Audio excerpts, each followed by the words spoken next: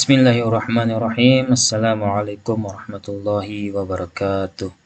Alhamdulillahirabbil alamin. Allahumma shalli ala sayyidina Muhammad wa ala sayyidina Muhammad bin Abdillah. Bagaimana kabar teman-teman mahasiswa semuanya? Semoga Allah selalu memberikan kita kesehatan dan tetap semangat untuk mengikuti perkuliahan ke depannya. Oke, pekan kemarin kita sudah membahas pekan kemarin kita sudah perkenalan, terus membahas kontrak kuliah dan pemberian RPS untuk teman-teman mahasiswa. Oke, pada pertemuan yang kedua ini, kita akan langsung masuk ke materi, yaitu tentang hakikat ilmu pengetahuan alam. Di sini nanti sebagai kemampuan akhir dari pembelajaran tentang hakikat ilmu pengetahuan alam. Nanti mahasiswa mampu memahami hakikat IPA atau sains sebagai produk, sebagai proses, dan sebagai sikap ilmiah. Oke. Yang pertama tadi, hakikat ilmu pengetahuan alam atau IPA. Pada hakikatnya, ilmu pengetahuan alam atau sains mempelajari seisi alam beserta gejala-gejala yang ada pada alam. Nah, itu pada hakikatnya. Sedangkan menurut Sujana mengemukakan bahwa secara harfiah sains dapat diartikan sebagai ilmu pengetahuan yang mempelajari peristiwa-peristiwa yang ada di alam. Sedangkan menurut Iskandar menyatakan bahwa IPA adalah pengetahuan manusia yang luas dan yang didapatkan dengan cara observasi dan eksperimen yang sistematis serta dijelaskan dengan bantuan aturan-aturan, hukum-hukum, prinsip-prinsip, teori-teori, dan hipotesa. Kemudian menurut Permendiknas nomor 22 tahun 2006,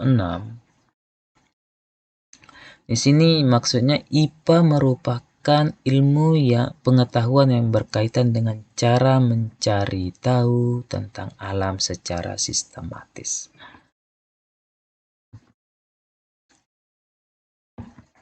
Nah, bisa kita menyimpulkan bahwa IPA atau sains adalah ilmu pengetahuan yang mempelajari segala sesuatu yang ada dan terjadi di alam.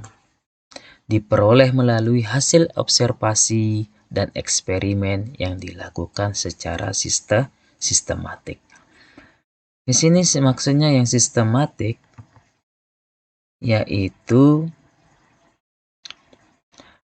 sesuai dengan tahapan-tahapan yang ada dalam metode ilmiah, seperti melakukan pemilihan masalah terlebih dahulu. Terus yang selanjutnya yaitu melakukan perumusan masalah. Selanjutnya yaitu mengumpulkan informasi, kemudian menyusun hipotesis. Nah, di sini menyusun hipotesis dan melakukan pengujian hipotesis dengan cara melakukan eksperimen. Hasil dari eksperimen kemudian dianalisis dan ambil sebuah kesimpulan. Itu sistematik, maksudnya sesuai dengan tahapan-tahapan yang ada dalam metode ilmiah. Oke. Nah, dalam era globalisasi seperti sekarang ini, tentu ilmu dan teknologi terus mengalami sebuah perkembangan, termasuk ilmu pengetahuan alam atau sains juga mengalami sebuah perkembangan. Islam sebagai agama yang universal juga memiliki pandangan tersendiri tentang perkembangan sains atau ilmu pengetahuan tersebut. Soalnya kenapa? Pada dasarnya manusia itu adalah makhluk yang paling sempurna diciptakan oleh Allah Subhanahu wa taala. Sebab manusia diciptakan sebagai pemimpin di muka bumi ini. Manusia di sini juga dibebaskan atau dipersilahkan untuk memanfaatkan apapun yang ada di alam tersebut, walaupun ada batas-batasan yang harus dilaksanakan. Kalau kita melihat pandangan Islam terhadap perkembangan sains, di dalam ayat Al-Quran terdapat di dalam surah Al-Mulk ayat 15 yang berbunyi, Huwaladzi ja'alakumul arda dhalulan famshu fi manakibiha wa kulu min rizqih. Yang artinya di sana yaitu dialah yang menjadikan bumi itu mudah bagi kamu, maka berjalanlah di segala penjurunya dan makanlah sebahagian dari rezekinya. Itu pandangan Islam terhadap perkembangan ilmu pengetahuan atau sains. Oke, next. Hakikat IPA atau sains jika ditinjau dari sudut pandang teorinya dan keberadaannya. Di sini ada 3 sudut pandang, yaitu pertama IPA atau sains sebagai produk. Terus yang kedua yaitu IPA atau sains sebagai proses. Yang ketiga yaitu IPA atau sains sebagai sikap ilmiah.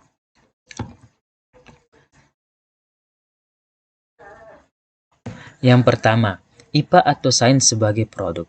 Dalam IPA dipelajari berbagai fakta, konsep, terus hukum dan teori yang merupakan hasil dari temuan para ahli.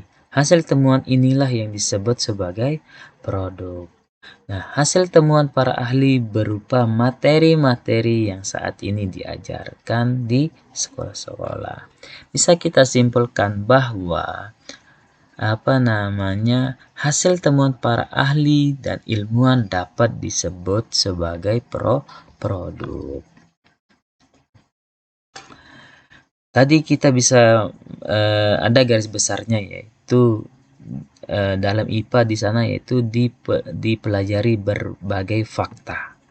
Fakta maksudnya di sini yaitu adalah suatu kenyataan, sesuatu yang benar-benar terjadi dan dapat dibuktikan kebenarannya. Misalkan, melakukan sebuah praktikum pengaruh cahaya pada pertumbuhan kacang hijau. Faktanya, kacang hijau yang ditempatkan di tempat yang gelap lebih cepat tumbuh dibandingkan ditempatkan di tempat yang terang. Tetapi kualitasnya itu tidak bagus. Hal ini dibuktikan dengan kegiatan praktikum yang dilakukan oleh peserta didik. Itu fakta. Terus yang selanjutnya itu konsep. Konsep di sini adalah abstraksi dari kejadian-kejadian, benda-benda, atau gejala yang memiliki sifat tertentu atau lambang tertentu. Karakteristik dari suatu benda merupakan contoh konsep. Terus selanjutnya yaitu prinsip-prinsip dan hukum-hukum merupakan hasil dari generalisasi dari konsep-konsep. Nah, itu tadi tentang IPA sebagai produk. Yang kedua yaitu IPA atau sains sebagai proses.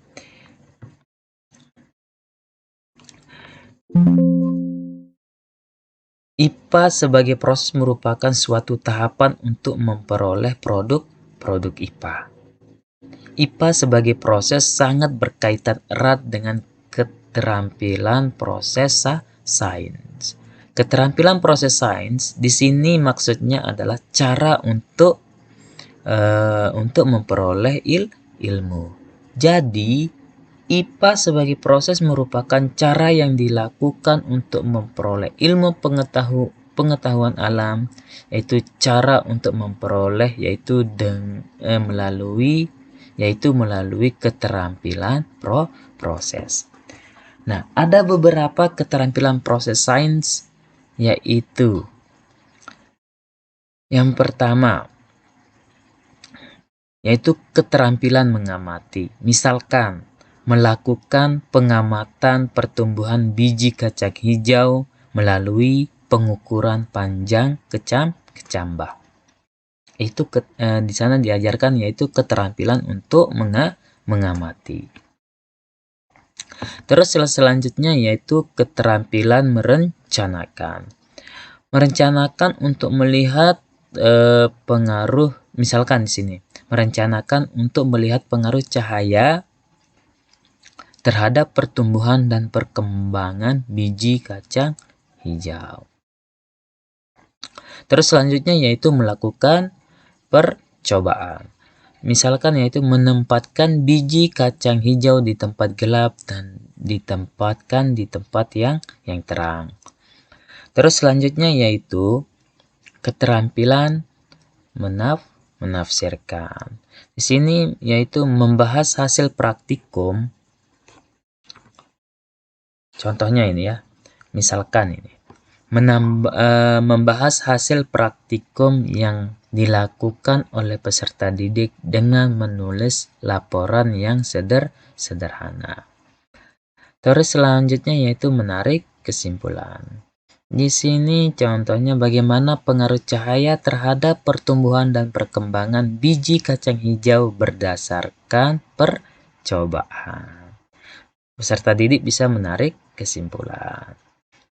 Terus yang terakhir yaitu mengkomunikasikan. Yaitu sudah jelas peserta didik mempresentasikan hasil percobaan yang diperoleh dari sebuah praktikum atau sebagainya. Itu tadi IPA atau sains sebagai proses. Terus yang ketiga yaitu IPA atau sains sebagai sikap ilmiah. Selain IPA sebagai produk dan IPA sebagai proses, ada pula IPA sebagai sikap ilmiah.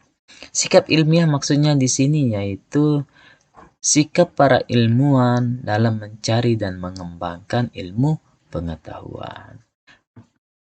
Dan IPA sebagai sikap ilmiah itu juga merupakan sikap yang dilakukan untuk memperoleh, mengembangkan, mengaplikasikan ilmu pengetahuan. Terus sikap ilmiah diantaranya yaitu rasa ingin tahu yang tinggi, terus berpikir kritis berdasarkan fakta yang ada. Itu yang ketiga tentang IPA atau sains sebagai sikap ilmiah. Terima kasih. Nah, mungkin itu saja pengantar dari saya terkait hakikat IPA atau sains sebagai produk, sebagai proses, dan sebagai sikap ilmiah. Selanjutnya nanti kita ada penugasan seperti biasa dari pertemuan ketiga sampai pertemuan ketujuh. Teman-teman akan presentasi dan kelompoknya sudah saya bagikan nanti saya bagikan kelompoknya. Nanti saya akan kirim kepada ketua kelas. Nah, di pertemuan selanjutnya kita akan mempresentasikan kelompok apa saja dan materinya itu sudah ada di RPS. Silahkan teman-teman untuk tugasnya itu dikerjakan semaksimal mungkin. Jika ada yang mau ditanyakan silahkan. Nanti ketua kelas yang mewakili untuk telepon atau WA saya secara pribadi. Sekian dari saya, mohon maaf apabila ada kesalahan, kurang lebihnya. Sekian, wassalamualaikum warahmatullahi wabarakatuh.